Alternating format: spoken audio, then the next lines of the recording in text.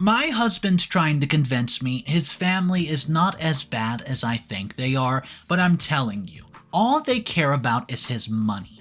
He's filthy rich now, and they haven't really been a part of our lives for a while, but all of a sudden, when they find out how much money he has, they come flocking by the dozens. Mainly, I'm talking about my mother-in-law and my father-in-law because they're the worst. So I decide to set up a little test to see if I can get to the bottom of this and prove to my husband his family is toxic. For the sake of not turning this into a 20-page diary entry with too many identifying details, I'm going to give everyone involved in this a fake name. The cast for today's dilemma isn't too big, but there are a few people to keep track of. There's me. I'm 29, female, and my husband, who we'll call Howard, is 35. The rest of our characters consist of my in-laws, my mother, and my father-in-law, who we'll just refer to as my mother-in-law and father-in-law for simplicity's sake, both of whom are in their mid to late 60s. Finally, we have my brother-in-law, Brian, who's a couple of years older than Howard, and we live along the West Coast and have our entire lives, and I hopefully just will not be providing any more details that could potentially reveal my location and identity. Before we can get into the matter at hand, I need to provide some context. I absolutely despise those posts that ask for advice and provide absolutely no additional information to base the advice on, so I've taken upon myself just to provide as much additional information as I think I needed. But do let me know if you would like to know anything else. So, the context. Howard has never had a good relationship with his family. If you've ever been in a room with his family, you would be able to see plain as day that there's a favorite child, and he's definitely not Howard. The favoritism's the main reason that he's never gotten along with him. Brian, Howard's older brother, was meant to be an only child. My mother-in-law and father-in-law had it all planned out from the beginning to have one son and build him up to be the best baseball star the world has ever seen. I'm not much of a fan of baseball myself, but my in-laws live and breathe the sport. As a result, so does Brian. From the moment he was born, the only thing he was allowed to care about was baseball this, baseball that. His bed sheets were baseball print, his first toy was a tiny baseball bat, and his first steps were simply a sign that he was ready to begin playing the sport. His life was entrenched into baseball. Then came Howard. It's no secret that Howard was not a planned addition to the family like Brian. Howard was an accident baby. But since mother-in-law is morally against getting rid of babies, he was now a member of Brian's baseball cult. From what he's told me, it's clear from the moment he was born that Brian was the star, and he was a stain on the family name. While Brian was waiting on the hand and foot by their parents to make sure that their precious athlete was always at his best, Howard was an afterthought at best. This continued on into their schooling life, where Brian was chauffeured to and from school by his mother, and Howard was left to find his own way home because Brian had practice, and then private baseball lessons to get to. While Brian had a special lunch packed for him and instructed by a nutritionist, Howard had to fend for himself. My in-laws were not a very wealthy couple, and with so much of their income going towards developing Brian's baseball career, nothing was left for Howard. Equipment and lessons and nutritionists were expensive, but Brian was going to be a star.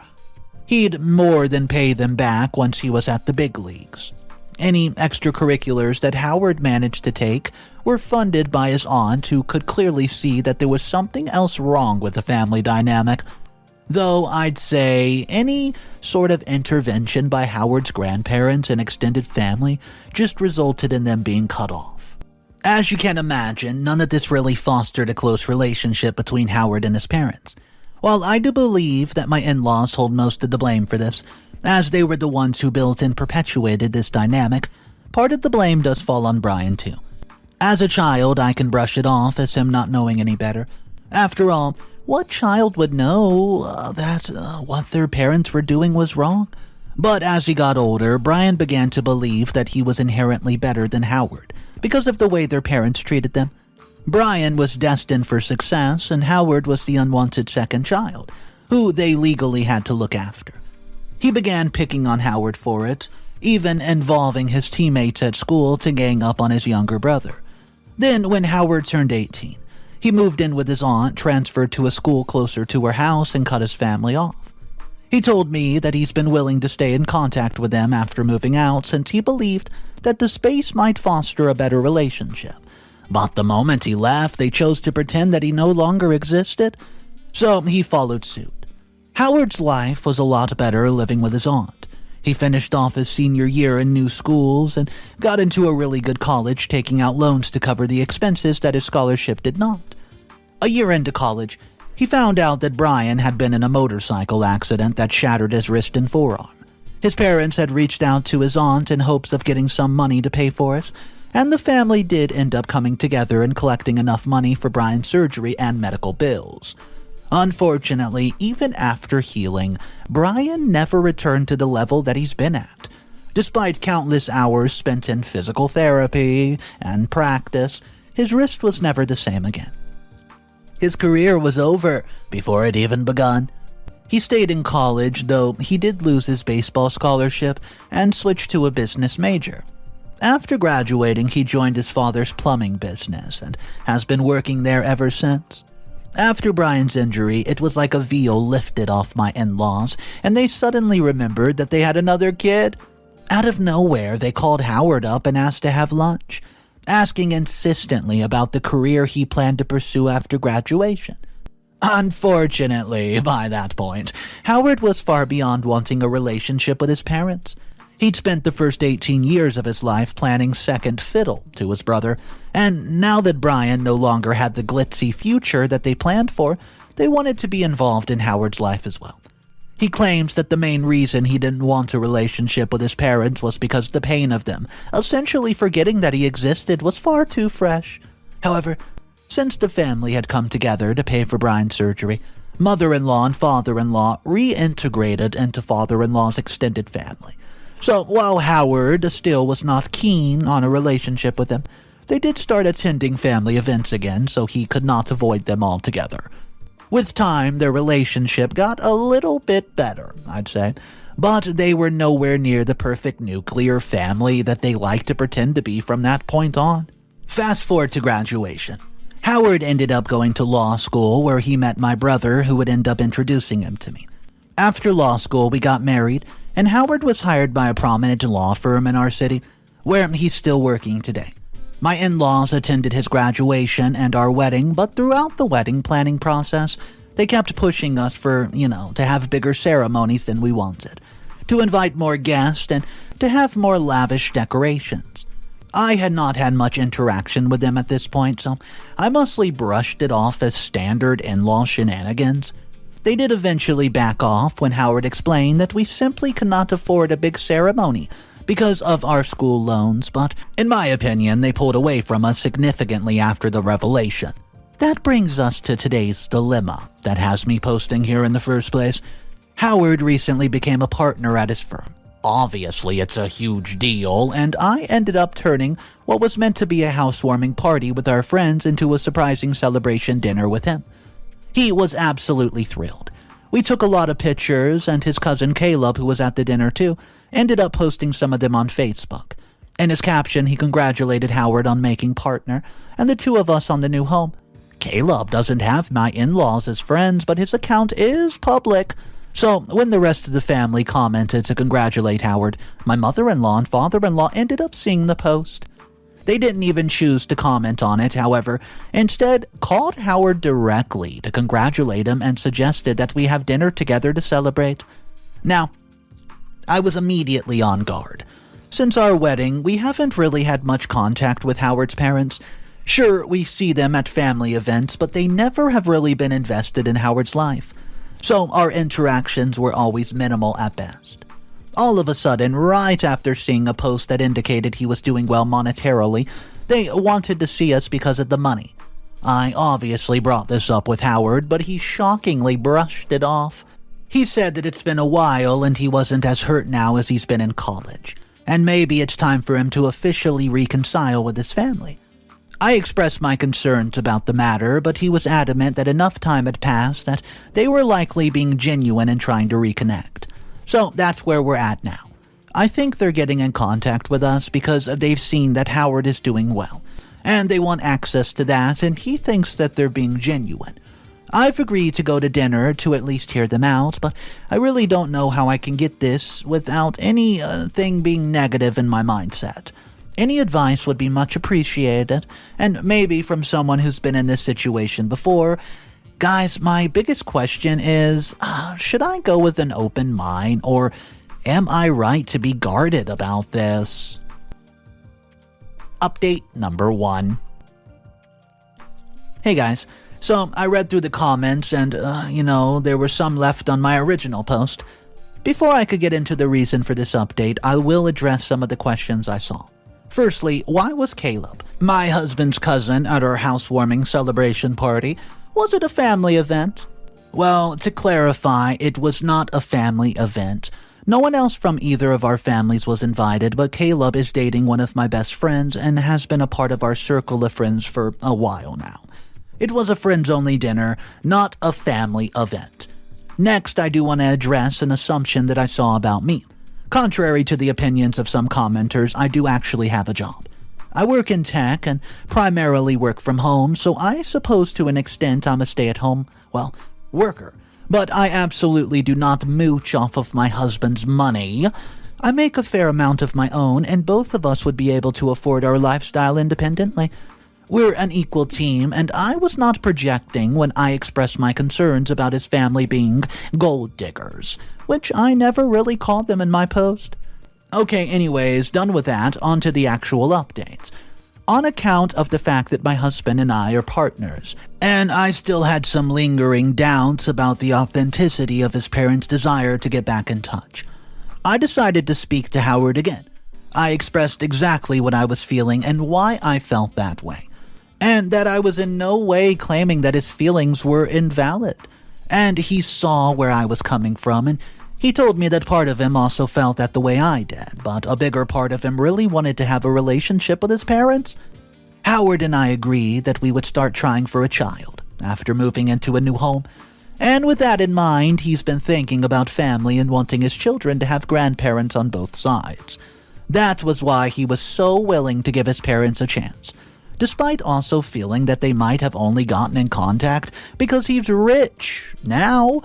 His words, not mine. And as much as we came to a decision, we'll go to dinner with his parents with open minds, but we'll, for a lack of a better term, test their intentions as well. Neither of us wants Howard to let himself get emotionally invested in the relationship, just for them to have been using him, so we figured this was best, most harmless way to find out what their true intentions are. If they pass, they'll never even know that they've been, quote, tested. If they fail, we'll retract from the relationship and live our lives as we have been for the last decade. The test is simple. I'll let them know that while finalizing some of the ownership documents for the new house, Howard had accidentally named his parents as partial owners. Howard will fill them in on legal details of it all, but the gist of it will be that we need them to come over just to sign some documents that will remain for the claim of the property. If they're willing to do so, no questions asked. Their intentions with Howard are likely genuine. If they refuse and try to claim any actual ownership or monetary value from the situation, we will know that they were only in it for the money. And cut contact, no harm done. We're going to be having a dinner with them later this week, so guys, I guess we'll see how that goes. Update number 2. Well, I knew that I would be coming back with an update. What I did not know was just how dramatic my update was going to be. Strap in, this one's a doozy. In my last update, I left you all with the knowledge that we've been testing Howard's family at dinner, and what exactly that test would be. We've since had dinner, and if I've known everything that testing them would entail, I don't know if I would do it again. Let me fill you in. Yesterday, Howard and I had dinner with his parents, and to our surprise, his older brother Brian. While we had not known in advance that Brian would be in attendance, we were both willing to go in with open minds. In any case, with Brian there, he could participate in our little test too. 2 birds with 1 stone, as they say, or 3 in-laws with 1 test. We sat down and ordered immediately, and you know what? Right away I knew something was up. Brian, a notorious beer guy, asked for the wine menu. That by itself should not set off any red flags, after all. Maybe he would just develop a taste for wine since we'd last seen him. Then mother-in-law orders a lobster dish without even glancing at the price when she's known to be extremely frugal when it comes to eating out. But it's whatever. Maybe she's learned to splurge every once in a while. I mean, who am I to judge? Howard and I order our food and we all start to chit-chat. Things actually went pretty well for a while. They even asked me about how I was doing and what I've been up to since we'd all last seen each other. So I filled them in on some surface-level details about the conversation and whatnot.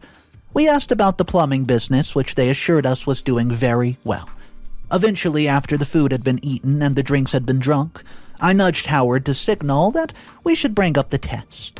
So while we were waiting for dessert, I remembered that the thing Howard and I wanted to talk to them about. I reminded Howard.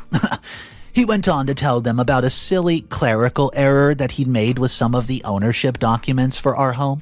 He threw in some convincing legal jargon that I don't even quite remember, but it was safe to say they believed them, hook, line, and sinker. Howard finished by asking them if they could swing around sometime soon to sort it out. They just needed to sign a couple of things and it would all be sorted. Mother-in-law immediately jumped in to say that they would be more than willing to do so. Then dessert arrived. But the conversation stayed on the house. I mean, how many bedrooms? How'd we decide the location?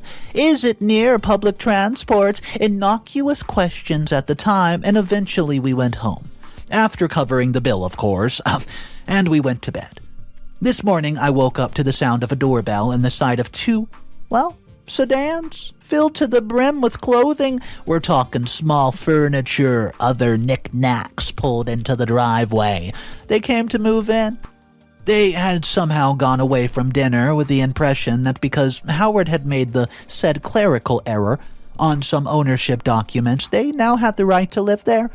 When I opened the door, my mother-in-law said as much to me, saying that they had thought it over and would unfortunately be unable to sign back the ownership of the house, and that since they were now part-time owners, they were entitled to live there. Guys, it was a Sunday morning, and they were trying to move into our house without any warning.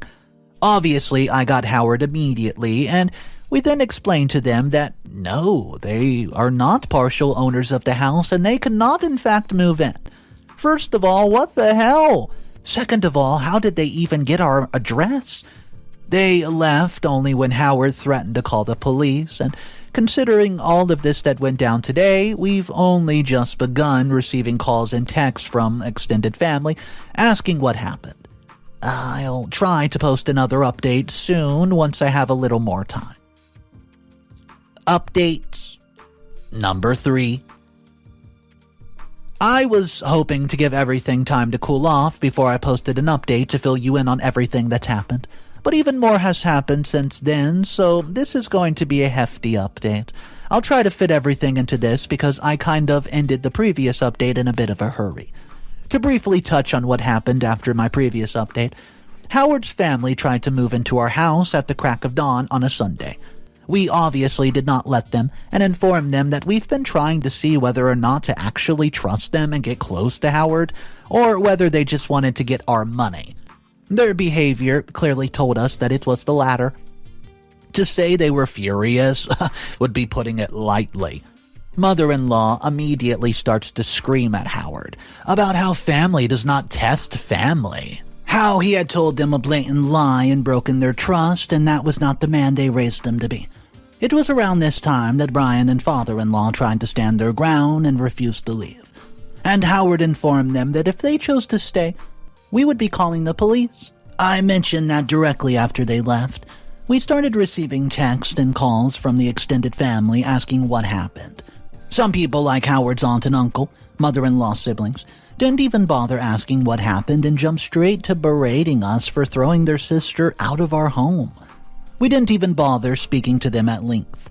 We did explain what happened to those who actually bothered to ask, and by the end of the week, the general consensus was that we did nothing wrong.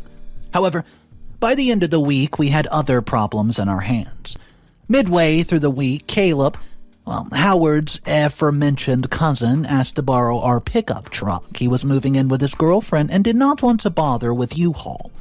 Neither of us had a problem with this, and since I mostly work from home, having just one car for a few days was not really an issue. We loaned the truck out to a friend before, and Caleb himself had borrowed it a couple times already, so you know what? We weren't really worried about it. The problem arose when Caleb went to drop some furniture off at his parents' house, his mother being mother-in-law's sister. Mother-in-law, father-in-law, and Brian happened to be having lunch with Caleb's parents at the time, and Brian offered to help Caleb grab the last bit of furniture from his house. His mother pushed him to accept the help as Caleb was still recovering from wrist surgery, so he did. Brian and Caleb drove back to Caleb's place in the truck, according to Caleb. Brian said he needed to make a quick phone call before coming inside, so Caleb went in without him.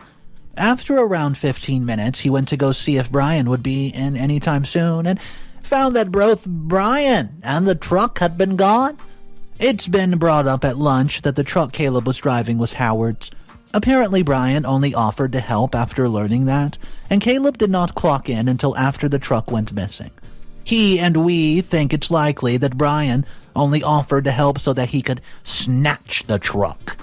We obviously don't blame Caleb at all for this.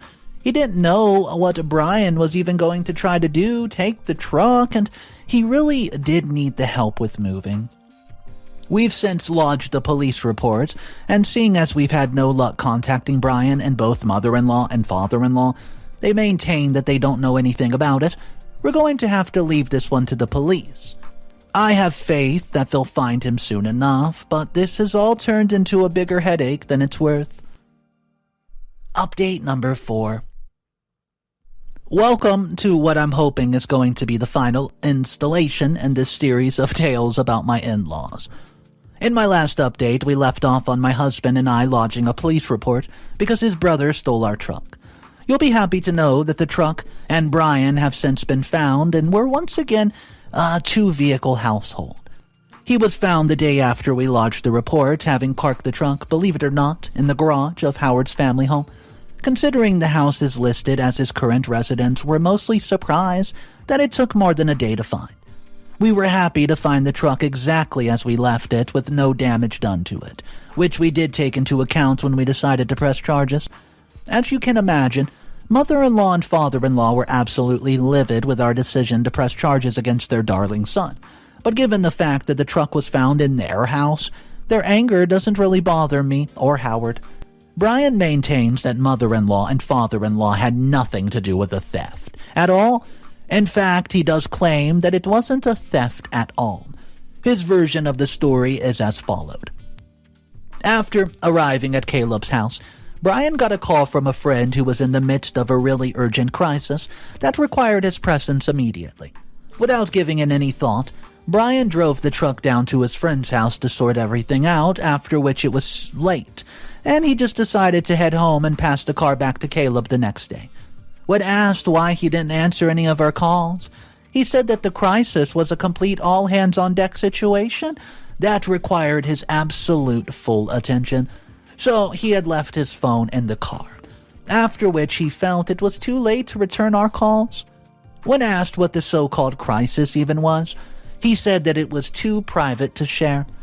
Obviously, Howard and I did not believe a word he said, so we're leaving it to the police to properly investigate his claims.